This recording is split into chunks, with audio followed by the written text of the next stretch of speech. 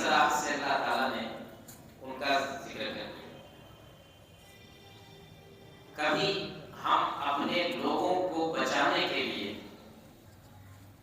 انصاف سے منہ موڑ لیتے ہیں. یہ تو ہمارے ماں باپ کے خلاف پڑھ رہا ہے, یہ تو ہمارے بھائی بہنوں کے خلاف پڑھ رہا ہے, خاموش رہ جاتے ہیں یا جھوٹ بول دیتے ہیں.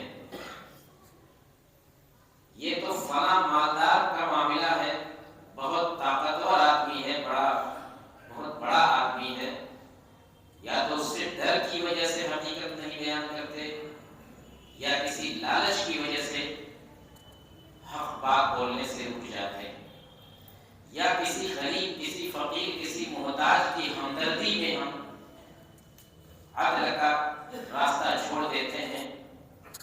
بڑی ترس آ رہی ہے اس کے اوپر کہ اگر سچ بات کر دیں تو اس کا بڑا نقصان ہو جائے گا. اللہ تعالیٰ نے کہا کہ ان سب چیزوں سے تمہیں ڈرنے کی ضرورت نہیں ہے. وَلَوْ عَلَىٰ أَنفُسِكُمْ أَوِ الْوَالِدَيْنِ وَالْأَقْرَبِينَ. ماں باپ اپنے ہی خلاف کیوں نہ گواہی پڑھے, حق ہے تمہارے خلاف پڑھا ہے تب بھی تم اس کو بولو. ماں باپ جن سے تمہیں بڑی محبت ہے لیکن ان کے خلاف بھی اگر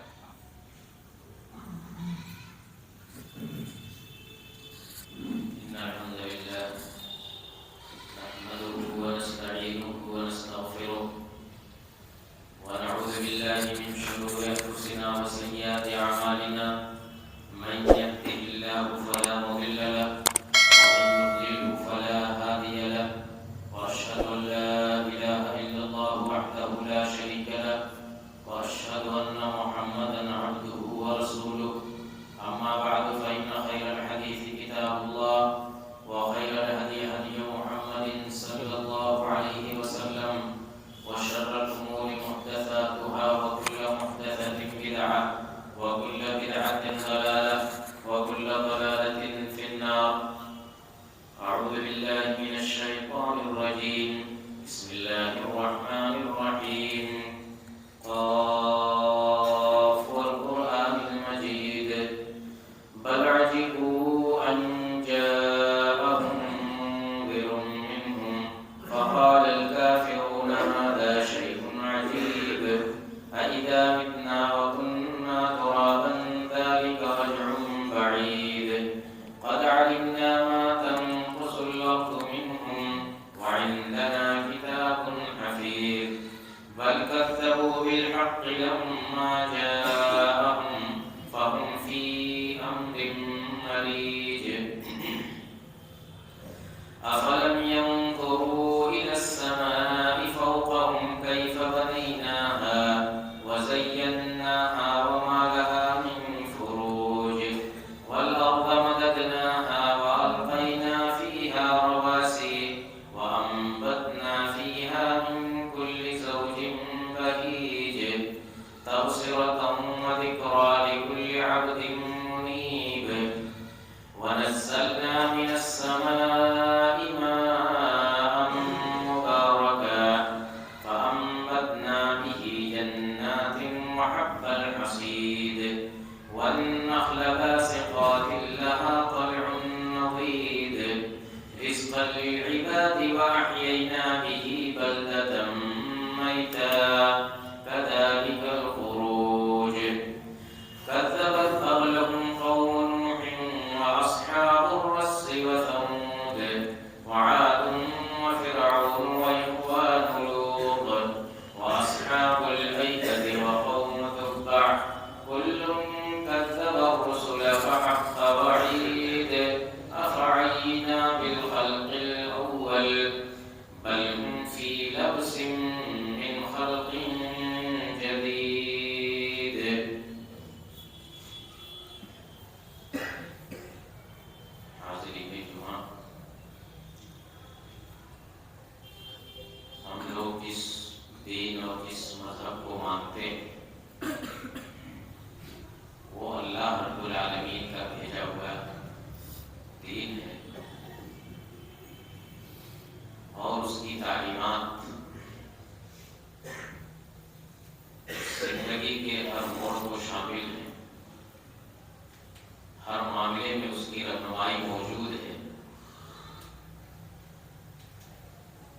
تعلیمات کا ایک اہم حصہ عدل و انصاف سے تعلق رکھتا ہے۔ عدل کیا ہے، انصاف کس کو کہتے ہیں، یہ ہر آدمی اچھی طرح سمجھتا ہے۔ دو آدمی کے بیچ انصاف کیا جائے، کسی کو کسی پر بلا وجہ ترجیح اور فوقیت نہ دی جائے، سب کے ساتھ یکساں سلوک کیا جائے، جو جس چیز کا مستحق ہے وہ چیز اس کو دی جائے، اپنے ہوں یا پرائے ہوں، دوست ہوں یا دشمن ہوں، انصاف سب کے لیے ہے۔ اسلام کی یہی تعلیم ہے۔ اللہ تعالیٰ نے فرمایا کہ وَأَقْسِطُوا إِنَّ اللَّهَ يُحِبُّ الْمُقْسِطِينَ، لوگوں انصاف کرو، اللہ تعالیٰ انصاف کرنے والوں کو پسند کرتا ہے۔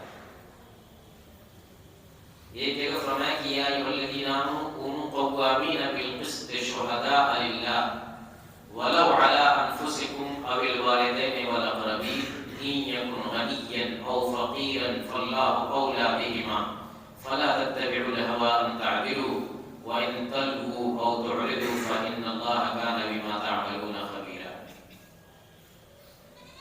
ایمان والوں کو خاص طور سے مخاطب کر کے کہا گیا ہے کہ ایمان والوں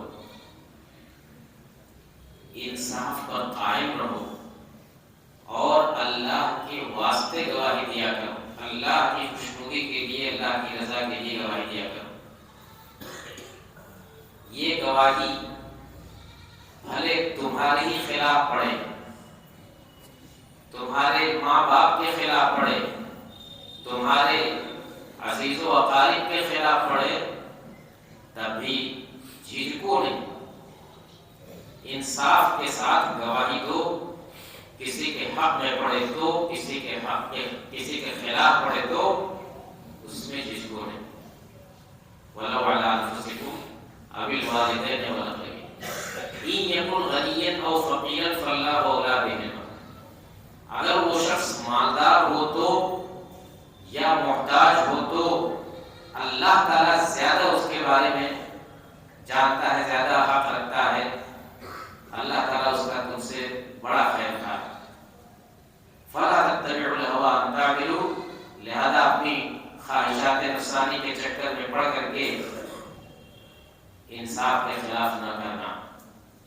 وَإِن تَلْوُوا وَتُعْرِضُوا فَإِنَّ اللَّهَ كَانَ بِمَا تَعْمَلُونَ خَبِيرًا۔ اور یہ جان لو کہ اگر پیش کیا، اگر دائیں بائیں کیا یا حقیقت کو چھپانے کی کوشش کی، دبانے کی کوشش کی، تو یہ یاد رکھنا کہ اللہ تعالیٰ کو ہر چیز کی خبر ہوگی، تمہارے ہر عمل کی خبر ہوگی۔ اس آیت کے اندر آپ غور کیجئے کہ انصاف کو ملیامٹ کرنے والی جتنی اہم چیزیں ہوتی ہیں، بڑی صراحت سے اللہ تعالیٰ نے ان کا ذکر کر دیا۔ کبھی ہم اپنے لوگوں کو بچانے کے لیے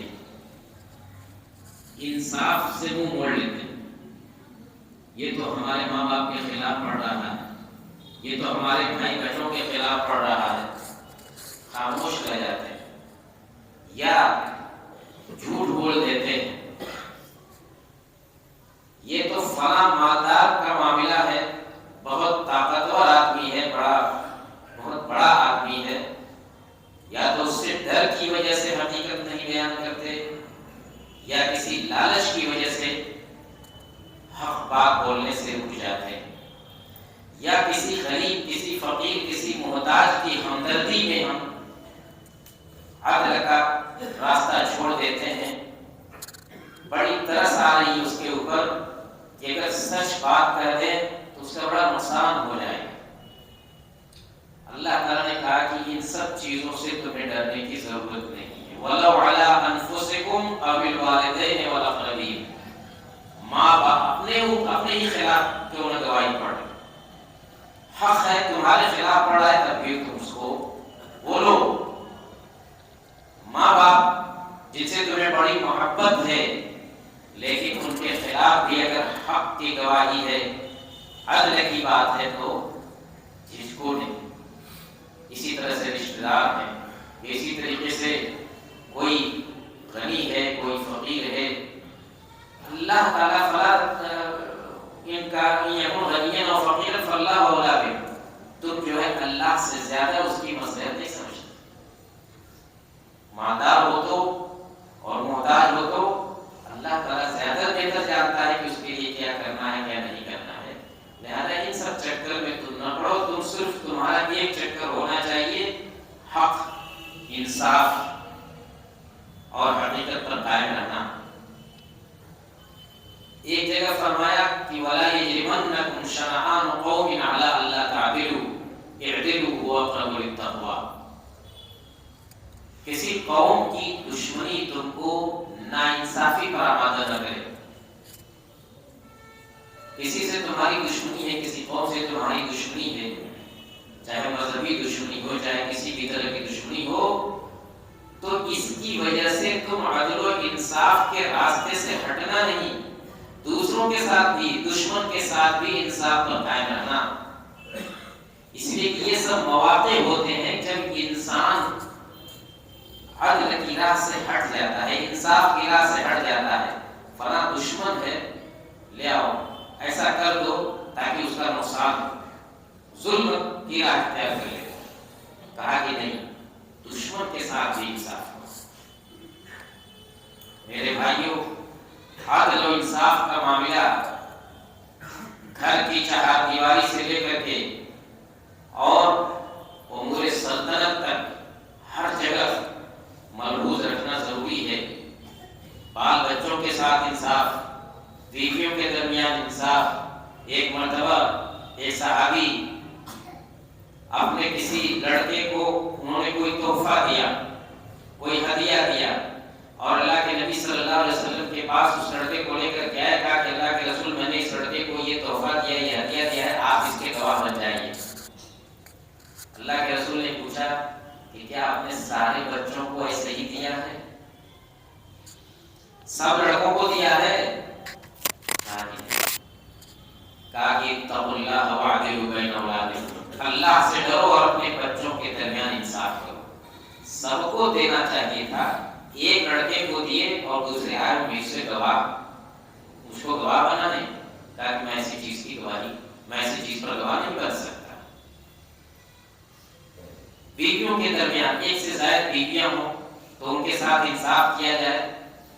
قرآن نے یہاں تک کہا ہے کہ فَإِنْ خِفْتُمْ أَلَّا تَعْدِلُوا فَوَاحِدَةً أَوْ مَا مَلَكَتْ أَيْمَانُكُمْ، اگر تمہیں اندیشہ بھی ہو کہ تم ایک سے زائد بیویوں کے درمیان انصاف نہیں کر سکتے، تو ایک پر اکتفا کرنا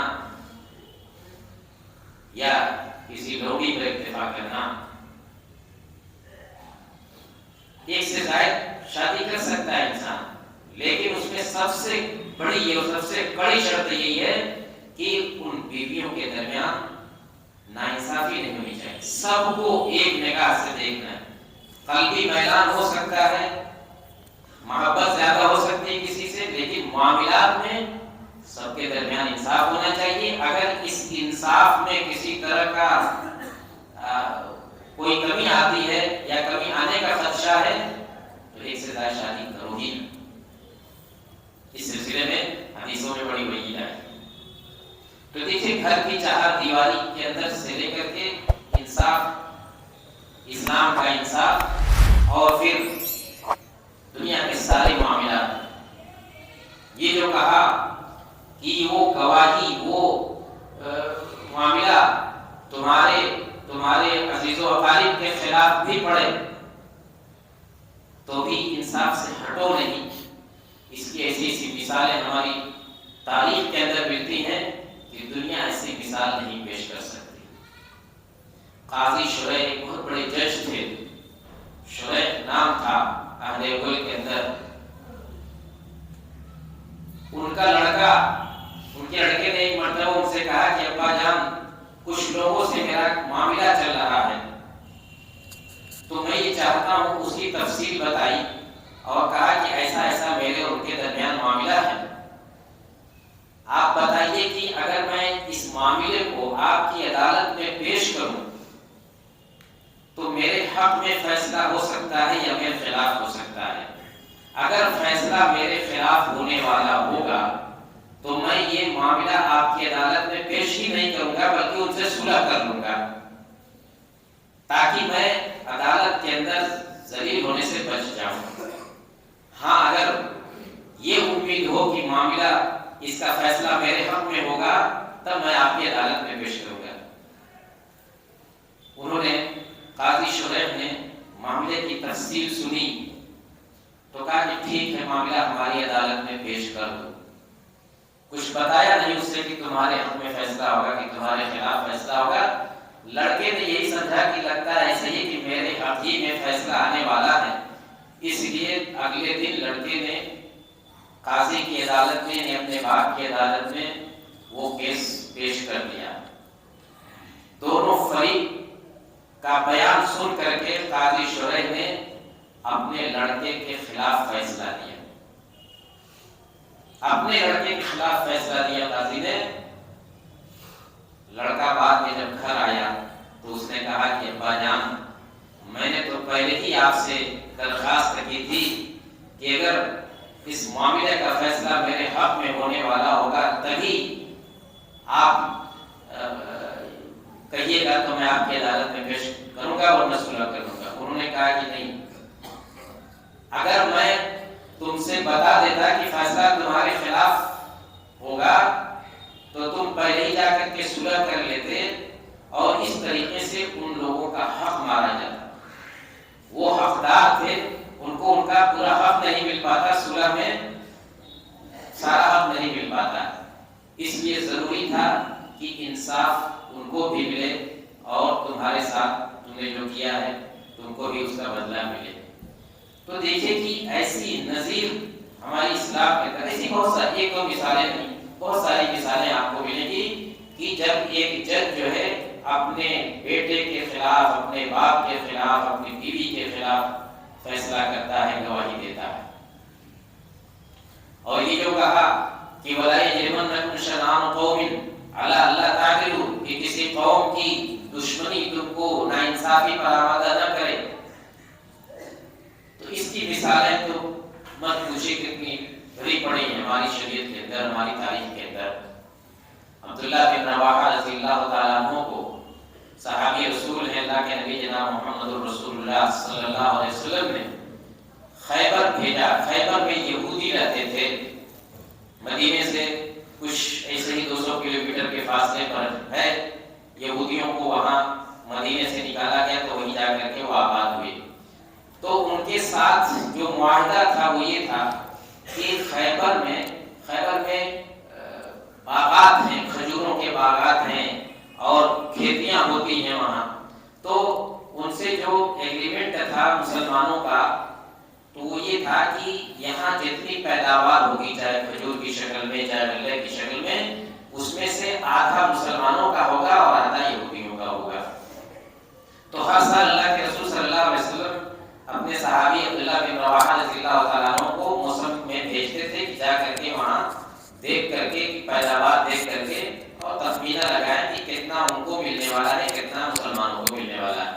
ایک مرتبہ عبداللہ بن رواحہ رضی اللہ تعالیٰ عنہ جب وہاں پہنچے تو خیبر کے یہودی جو ہے بڑے رشوت باز ہوتے ہیں، رشوت خور بھی ہوتے ہیں، رشوت لیتے بھی ہیں اور رشوت سے بڑا کام کرتے ہیں۔ انہوں نے کیا کیا کہ کچھ زیور وغیرہ لے آ کر کے عبداللہ بن رواحہ رضی اللہ تعالیٰ عنہ کے پاس پیش کیا، کہا کہ اس کو رکھ لیجئے اور ذرا تخمینہ ایسا لگائیے گا کہ ہمارا فائدہ، یعنی ہم کو زیادہ غلہ مل جائے، کچھ ایسا آپ تخمینہ لگائیے گا کہ ہم کو زیادہ غلہ مل جائے، فائدہ ہمارا کچھ زیادہ ہو جائے، اور یہ آپ کے لیے ہدیہ ہے، رشوت۔ عبداللہ بن رواحہ رضی اللہ تعالیٰ عنہ کہتے ہیں کہ اللہ کی قسم،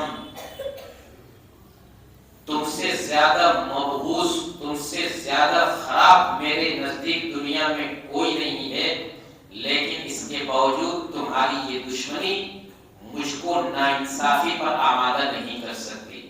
तुम हरगिज न समझना कि तुम से हमारी दुश्मनी है तो उस दुश्मनी की वजह से नाइंसाफी करूंगा और तुम्हें तुम्हारे हक से कम दूंगा, ऐसा हरगिज नहीं हो सकता। ये सब ले जाओ अपनी रिश्वत, ये मेरे नजदीक कोई माना नहीं रखती। अल्लाह की कसम, मैं उस जात के पास से आया हूँ जो सबसे ज्यादा मुझे महबूब है और तुम लोग सबसे ज्यादा नापसंद हो, लेकिन इसकी वजह से मैं नाइंसाफी नहीं करूंगा। उन्होंने कहा कि बेहादा कामत समावात वल अर्ज़, यहूदियों ने कहा कि इसी इंसाफ की वजह से आसमान और जमीन कायम है। तो ये हमारी तारीख है मेरे भाइयों, अदल इंसाफ की, दुश्मनों के साथ, गैरों के साथ। हज़रत उमर रज़ियल्लाहु तआला अन्हु के ज़माने में एक शहजादा आया, मुसलमान था, वो तवाफ कर रहा था खाने काबा का। जबला बिन अयहम गस्सानी शहजादा था, ऊंचे घराने का इंसान था, नौजवान था। वो तवाफ कर रहा था तो उसकी तवाफ की चादर किसी बद्दू, किसी गंवार के पैर से दब गई। तो उसने गुस्से में आकर के उस बदवी को एक थप्पड़ मार दिया शहजादे ने। उस बदवी ने आकर के हज़रत उमर रज़ियल्लाहु तआला अन्हु से शिकायत की कि ऐसा ऐसा हुआ है। उन्होंने बुलाया उसको, शहजादे को, जबला बिन अयहम को, और कहा कि या तो इस बदवी को तुम राजी कर लो, इसको मना लो, और नहीं तो फिर बदला होगा, यानी ये तुमको थप्पड़ मारेगा। उसने कहा कि अमीरुल मोमिनीन, मैं शहजादा और ये एक गंवार, एक बद्दू, ये कैसे हो सकता है? कहा कि इस्लाम सव्वा बैनहुमा, इस्लाम की नजर में तुम दोनों बराबर हो। उसके नजदीक सबसे बड़ी खराबी इस्लाम की यही थी कि इस्लाम की नजर में एक शहजादा और एक बद्दू बराबर थे। उसने कहा कि थोड़ा एक दिन की मोहलत दीजिए, जरा मैं गौर करूं। तो उन्होंने कहा कि ठीक है, तुम गौर कर लो, लेकिन फैसला यही रहेगा। उसने ये मोहलत पा करके वो फरार हो गया और मुर्तद हो गया, इस्लाम छोड़ दिया, ईसाई बन गया जा करके। हज़रत उमर ने इसकी कोई फिक्र नहीं की, लेकिन ये कहा कि फैसला तो यही रहेगा। ये इस्लाम का इंसाफ है मेरे भाइयों। यही तक मामला नहीं है, ये सिर्फ अहद अव्वल ही तक महदूद नहीं है। अभी माजी करीब की बात है, अंग्रेजों का जमाना था, इसी हिंदुस्तान के अंदर, इसी यूपी के अंदर, मुजफ्फरनगर में अंग्रेजों के जमाने में किसी मस्जिद का तनाज़ा था हिंदू और मुसलमानों के दरमियान। अंग्रेज मजिस्ट्रेट की अदालत में केस चल रहा था, कोई फैसला नहीं हो पा रहा था। अंग्रेज जज ने मुसलमानों को बुलाया और कहा कि ये बताओ कि किसी मोतबर हिंदू का नाम तुम जानते हो जो गवाही दे दे तो तुम लोग उसको मान लोगे? मुसलमानों ने कहा कि नहीं, हम तो किसी ऐसे शख्स को नहीं जानते। हिंदू को उसने बुलाया जज ने, अंग्रेज जज ने, और कहा कि ये बताओ कि कोई मुसलमान मोतबर आदमी मुसलमानों में से जो कोई गवाही दे दे तो तुमको मान लो, है तुम्हारी नजर में कोई ऐसा? गौर कीजिएगा, हिंदुओं ने कहा कि हाँ, एक आलिम है इलाही बख्श नाम के, बड़े बुजुर्ग हैं, झूठ नहीं बोलेंगे, वो जो गवाही दे देंगे हम उनकी गवाही मान लेंगे। अंग्रेज जज बहुत खुश हुआ, उसने अपने आदमी को भेजा इलाही बख्श साहब को तलब करने के लिए। उनको जब मालूम हुआ कि अंग्रेज जज ने मुझको बुलाया तो उसने कहा कि मैंने कसम खा रखी है कि किसी अंग्रेज का मुंह नहीं देखूंगा। बड़ी नफरत करते थे मुसलमान अंग्रेजों से, इसलिए कि उन्होंने हमारे मुल्क को गुलाम बना रखा था और बड़ी ज्यादतियां करते थे। उन्होंने कहा कि मैं नहीं जाऊंगा, मैंने तो ये कसम खा रखी किसी अंग्रेज का मुंह नहीं देखूंगा। جب انگریز کو بتایا گیا جج کو کہ ایسا انہوں نے کہا کہ تو اس نے کہا کہ نہیں آپ آئیے، آپ میرا منہ مت دیکھیے گا، آپ کو اس طرح بیٹھایا جائے گا کہ آپ میرا چہرہ نہیں دیکھیں گے، لیکن آپ پر لوگوں نے اعتبار کیا ہے، آ کر کے آپ اس مسئلے کو حل کر دیجیے۔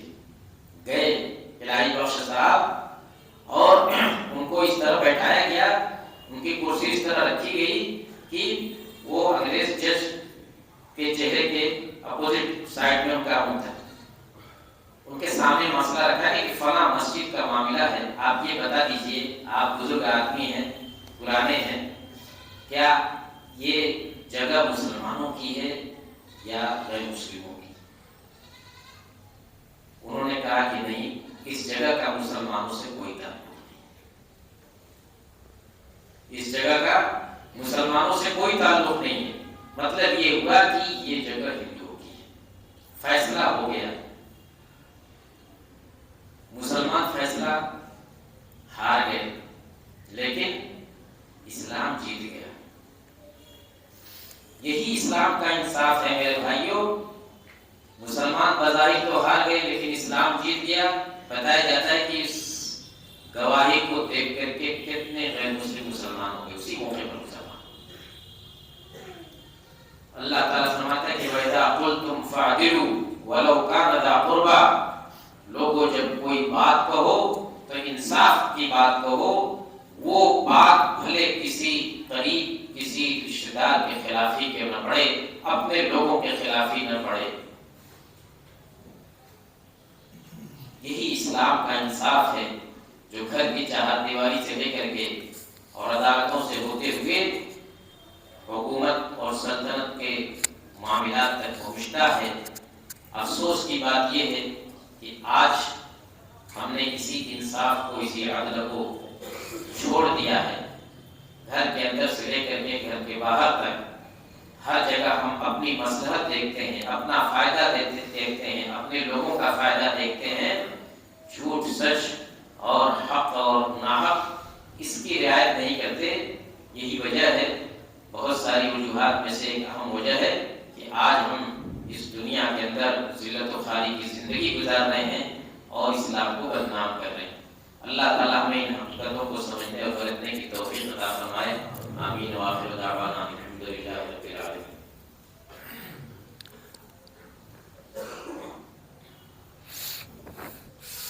الحمدللہ نحمده ونستعینه ونستغفره ونعوذ بالله من شرور انفسنا وسيئات اعمالنا، من يهده الله فلا مضل له ومن يضلل فلا هادي له، واشهد ان لا اله الا الله وحده لا شريك له، واشهد ان محمدا عبده ورسوله۔ اما بعد، سخت سردی کا موسم ہے، اس موسم میں جہاں بہت ساری چیزوں پر توجہ دینی چاہیے، اس میں سے ایک یہ بھی ہے، ہماری شریعت کی تعلیم بھی ہے کہ رات میں جلتی ہوئی آگ چھوڑ کر کے گھر میں نہ سویا جائے۔ ایک مرتبہ مدینے کے اندر اللہ کے نبی صلی اللہ علیہ وسلم کے زمانے میں مدینے کے اندر کسی گھر میں آگ لگی، جب رات کو آگ لگی تھی، جب اللہ کے رسول صلی اللہ علیہ وسلم کو خبر دی گئی تو آپ نے فرمایا کہ إِنَّ هَٰذِهِ النَّارَ عَدُوٌّ لَكُمْ فَإِذَا نِمْتُمْ فَأَطْفِئُوهَا عَنْكُمْ، کہ یہ آگ تمہاری دشمن ہے، جب تم سونے لگو تو آگ بجھا دیا کرو۔ جلدی جلدی آگ چھوڑ کر کے، اب وہ چاہے کوئلے کی شکل میں ہو، مٹی کی شکل میں ہو، لکڑی جلتی ہوئی ہو، یا یہاں تک کہ آپ جانتے ہیں کہ معمولی قسم کی اگربتی، اس سے بھی حادثے ہو جاتے ہیں، لوگ چھوڑ کر کے جب کمرے میں جلتا ہوا سو جاتے ہیں۔